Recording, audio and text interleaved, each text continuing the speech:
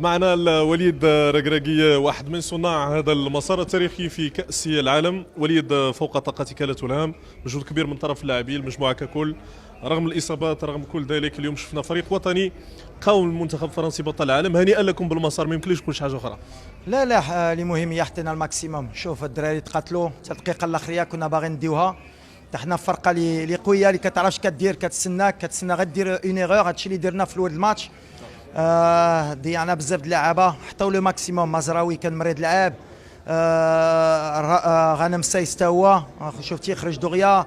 بحال اللي دخلوا حطوا له ماكسيموم. ما عندي ما نقول، ملي كيحطوا الماكسيموم كنا نقدروا نسجلوا. دوماج ما جاش هذا البوت باش يعاوننا، بحال ما كتبش. اللي مهم هي حطينا الماكسيموم.